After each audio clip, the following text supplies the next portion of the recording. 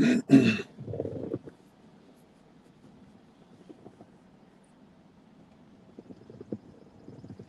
right, shalom, shalom. First and foremost, call on Imam, Hainawi, Yahweh, Bashim, Shai, Bashim, Harakakudash. I want to give double honors to the apostles of Great Millstone who we want to teach well. Hearty shalom to the hopeful elect. All right, expect miracles on your behalf. What I mean by that, during the times of persecution and the time of trouble which we're coming into, all right, there's going to be things that that that can or will happen that will seem unbelievable. Okay, all right, whether it be one, you getting beamed up into a chariot. All right, that's gonna happen. All right, or another instance where you be going through the persecution and the Lord delivers you out of it by, numbing your body to the pain of Esau's torture or whatever the Lord may have you going through. Right. So expect miracles, man, because we're coming into the times where America is rapidly declining. All right, and call Allah y'all about some outside for that. All right. And as the decline of America happens, or is happening, we have these nations building up their armies. World War III is is afoot. Okay. Then you have the MOTB, that micro CHIP. Okay, which is going to be instituted by the World Economic Forum. All right, stating that it has to be implanted in you if you want to participate in society. All right, and all these things are going on. And while all these things are going on, there's going to be persecutions. All right, there's going to be persecutions. There's going to be separation from family. There's going to be death. There's going to be famine. There's going to be plagues. All right, and the Bible discuss all these things. All right, and as we know that we're going to go through these things, we know that the Lord's going to deliver us from these things. So you have to expect a miracle. All right. So this is. Let me get the word miracle on the online etymology. It says a wondrous work of Yahweh. Okay, all right, a wondrous work of the Heavenly Father. All right, that's what a miracle is. All right, it says object of wonder. All right, and the object of wonder is the thing that the Lord is going to do for you on your behalf. All right, it could be anything. Like we're gonna get some examples. It says to regard or esteem, wonderful, astonishing, amazing. It says to smile or laugh. All right. And that word is simiros. Simiros. It means to smile, laugh, and we're going to be laughing. We're going to be smiling because the Lord's going to deliver us because we're expecting miracles, right? We have that hope. It says here, as something that excites wonder or and astonishment, extraordinary or remarkable feat. All right. It says Bibles were the Greek word rendered as a miracle in the English Bibles were signs and wonders, all right, and power, okay, and that's what people want to see, signs and wonders done on your behalf, on my behalf, okay, and they're going to wonder who is this man or who is this woman or who is this child that has these wonders being done on their behalf. All right, so this is Acts chapter 16. And I'm gonna start at 20. It says, and brought them magistrates, saying, these men being Jews do exceedingly trouble our city. All right, and we out there with the word troubling the world, man. Okay, the Lord Yahweh Shema Shines allowed us to go out there, preach and prophesy, and the things that we are speaking through the Spirit. All right, the Lord is allowing them to happen, and it's causing trouble within the world, and people are going to see that as we continue to preach and prophesy, right?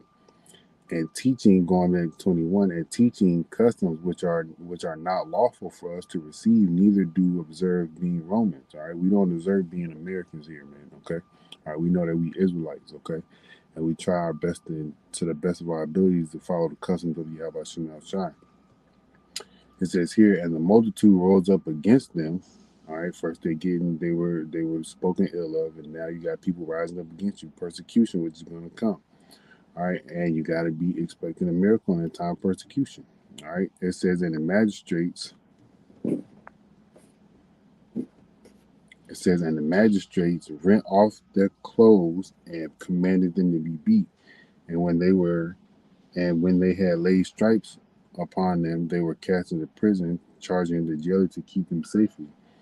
Who, having received such a charge, thrust them into the inner prison and made their feet fast in stocks. So he locked them up, right?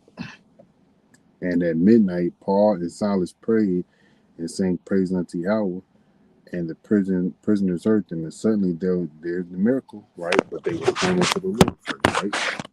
They had to go through the trouble, they had to be in persecution, right?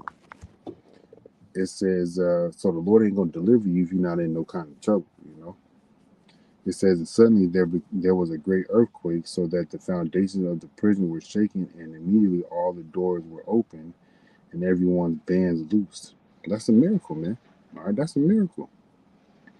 And the keepers of the prison, awaking out of his sleep and seeing the prison doors open, he drew out a sword and would have killed himself, supposing that the prisoners had fled. But Paul cried with a loud voice, saying, "Do thyself no harm, for we are all there. We are all here." All right, so that's a miracle. All right, you can get thrown into prison for this word, and you pray unto the Lord as the Lord put the Spirit on you to do so. All right, you give the Lord thanks for allowing you to be persecuted for His name's sake, and all the other good things that they were saying. Right, Paul and Silas were saying. Right, but the miracle, there was a miracle in that, man. Okay, all right. The prison doors opened and the shackles were taken off their hands, man. Okay, so let me go here in the book in the Apocrypha, and I'm gonna just get straight to the point. This is another miracle. You gotta expect these things to happen. This is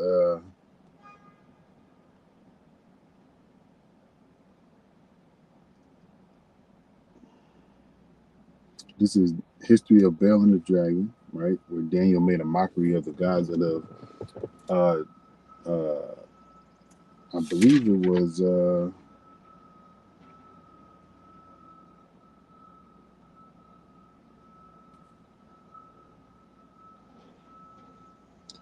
King Artaxerxes, right? If I'm saying it wrong, Salakia, right? But it was a king that had an idol, right? And Daniel proved him that he did not have his idol wasn't real, right? It says, now when the king saw they pressed him sore, and being constrained, he delivered Daniel unto them. All right, Daniel was in trouble, right? Because he proved to the people that their God was no God, as we're doing in this time, all right? It says, we cast him into the lion's den where he was 6 days. And in the den there were 7 lions, and they had given them every day 2 carcasses and 2 sheep, when they were not giving them to the intent that they might devour Daniel. All right, if you see this, you'll be afraid, right? It says here, now there was in Jewry a prophet called Habakkuk, who had made pottage and and had broken bread in the bowl, and was going into the field for to bring it to the reapers. But the angel of Yahweh said unto Habakkuk, go carry thy dinner that thou hast into Babylon unto Daniel, who is in the lion's den. And Habakkuk said, Lord, I never saw Babylon, neither do I know where the den is. All right, so this man told the angel, all right, hey, I don't know what's going on. I don't know where Babylon is, nor do I know where this den is. But the Lord is about to deliver this man, Daniel, in the sense of feeding him. All right. But remember, you got to be in trouble to be delivered. Right. It says, the angel of Yahweh took him by the crown and bare him by the hair of his head, and through the vehemency of his spirit set him in Babylon over the den. All right. That's a miracle, man. All right. That's part of a miracle. All right. The Habakkuk didn't know anything about Babylon or Daniel was, and the angel teleported him there. Right. The Lord could teleport you out of certain situations. All right. The Lord could have a brother be teleported to you and give you some food. Right. It could be anything that can happen, man. Okay. But you got to expect it and believe it and hope it and wait for it to happen and have faith that it's going to happen. Right. And Habakkuk cried, saying, "O Daniel, Daniel, take the dinner which Yahweh hath sent thee." And Daniel said, "Thou hast remembered me, O power, neither hast thou forsaken them that seek thee and love thee." You got to remember that. You got to seek the Lord, right? Let me go here right quick.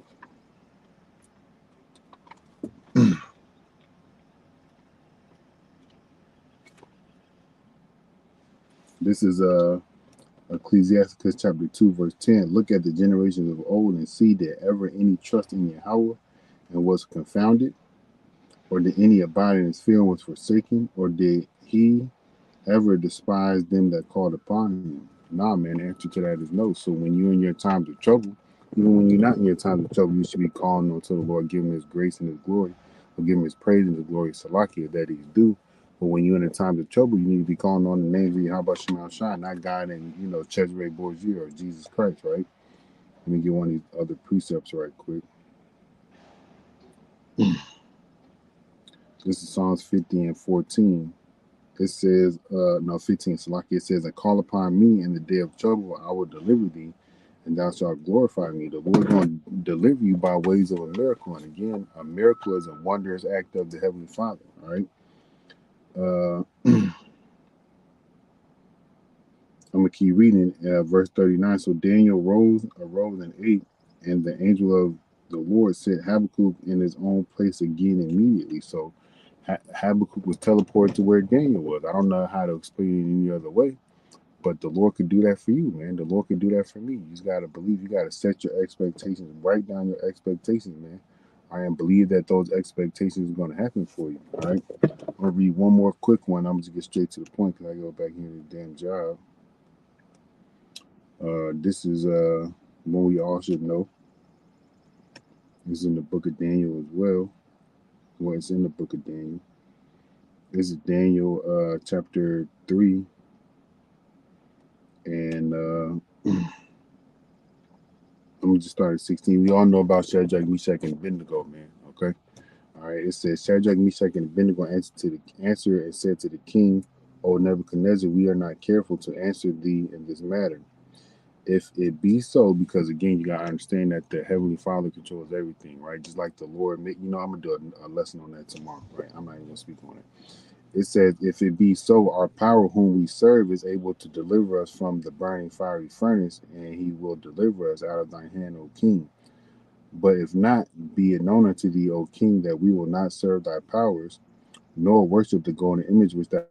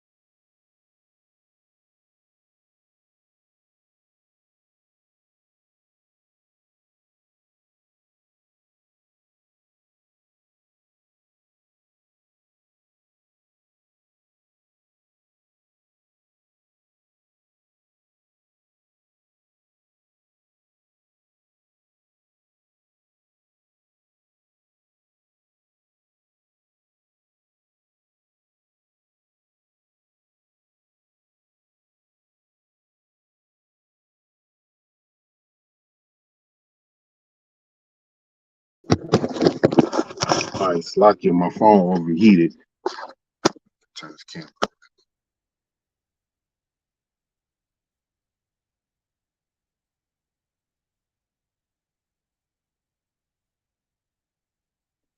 All right, I'm gonna finish this out right quick because I don't want this phone over too, and I'm not able to close out the rest. All right, so I was reading in Daniel, third chapter, and I was at verse 16, right? But I was saying you gotta have that mindset that Shadrach, Meshach, and Abednego had, right? When Esau Edom comes to you with the persecution in regards to taking this chip or dying and whatever other cases may be, all right, you got to stand tall, all right? The Lord has given us examples to stand tall from, all right, to learn to stand tall from, right? It says, "Then Nebuchadnezzar was full of fury, and the form of his visage was changed against Shadrach, Meshach, and Abednego. Therefore he spake and commanded that they should heat the furnace 7 times more than it wont to be heated. And he commanded the most mighty men that were in his army to bind Shadrach, Meshach, and Abednego and to cast them in the burning fiery furnace. All right, so that's that adversity we're gonna have to go through. Right? It says, but we're gonna overcome. All right, let me grab this right quick. I think it's First John.